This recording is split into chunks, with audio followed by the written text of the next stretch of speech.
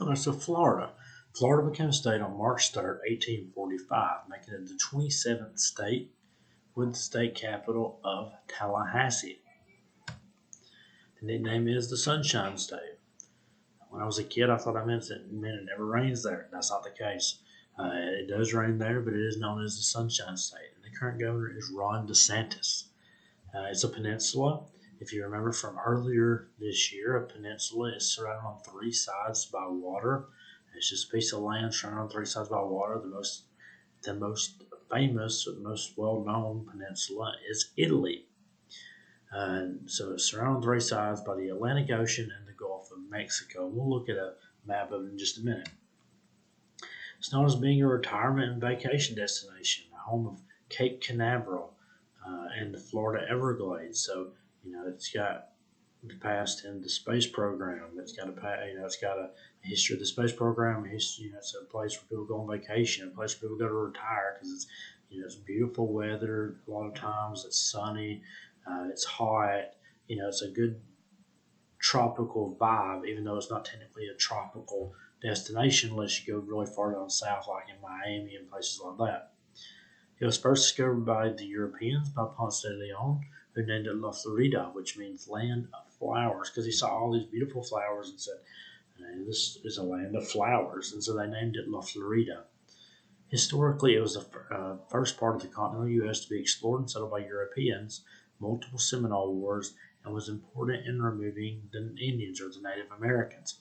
The history of Florida, there's a lot of different occupations. The Spanish had it for a long period of time, and so we think of European exploration. We think of the English. We think of the 13 original colonies, but the Spanish had Florida for a while. And in fact, Georgia was created as a buffer colony, which we'll get into in a few minutes when we get to Georgia, to actually keep the Spanish in Florida and away from the 13 original colonies that the British had. It's also home to a lot of vacation places such as Walt Disney World, Panama City Beach, places like that. And so there's a number of things that Florida is known for. Here is a map of Florida, and if you can see where my cursor is, this is the Gulf of Mexico right in through here. This is the Atlantic Ocean, and so see it's surrounded on three sides by water, making it a peninsula. And one thing that is notable about the flag is it's very similar to our flag. It's got St. Andrew's Cross on it, but it's got the Great Seal of the state of Florida in the middle of it. So that's the only difference. But it's technically just like our flag, except it's got the Florida Great Seal in the middle. Georgia became a state on January 2nd, 1788. It became the fourth state, and the capital of Georgia is Atlanta. Now, it was not the fourth colony. Keep this in mind. A colony and a state are two completely different things. Georgia was the fourth colony to ratify the Constitution, making it the fourth official state. It was not the fourth colony created. The capital is Atlanta, and its name is the Peach State. It's known for its peaches. It's known for growing peaches and things like that.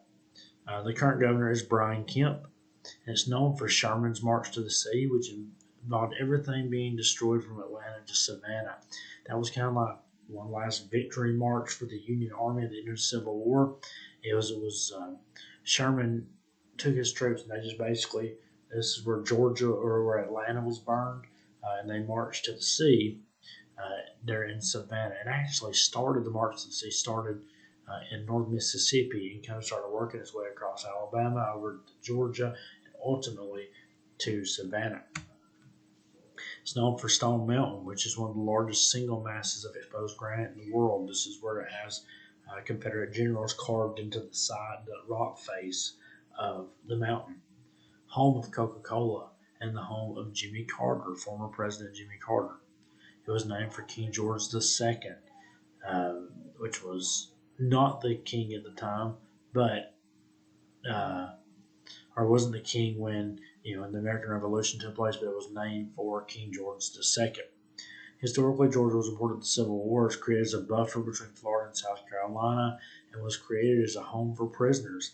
They basically They basically made it as a buffer colony where they would put prisoners, where they would put forts, things like that to keep the Spanish Floridians from getting to South Carolina, which was a very important colony in the early colonial days because the port of Charleston or Charlestown was important when it came to the slave trade and trading for different goods and things like that. It was the main port city of the South, and so it was important to keep the Spanish out of that area.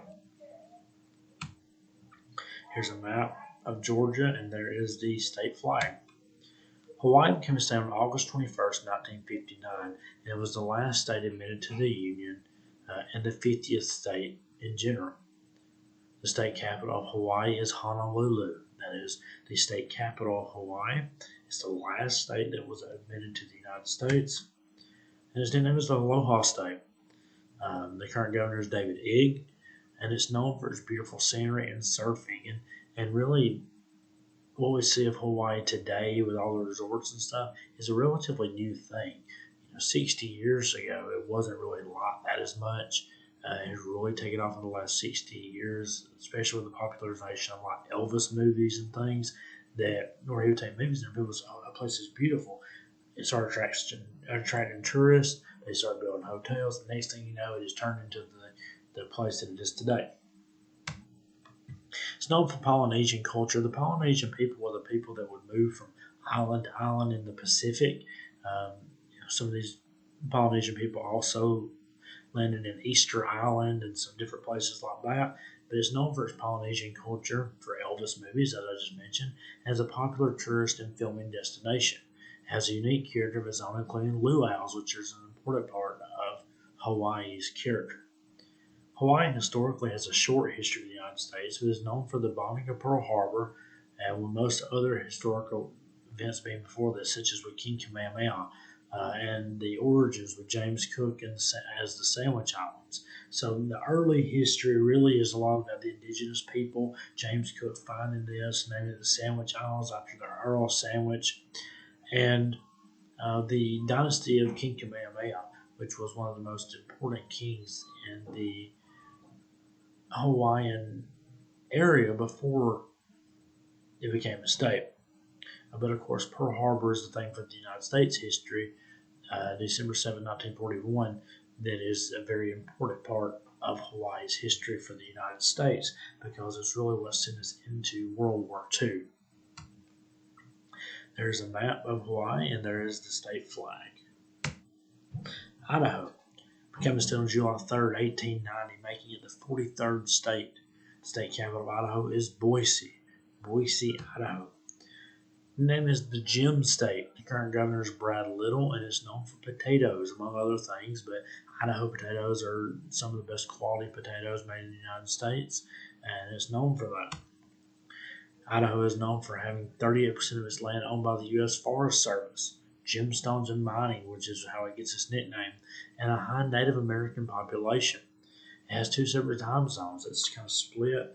One part of it has one time zone, one part has another. And so that kind of makes it a little bit unique. Historically, it's known for its native population, the impact that the Great Depression had on Idaho with the agriculture market, and the fact it was originally considered a part of Oregon. So it was originally a part of Oregon.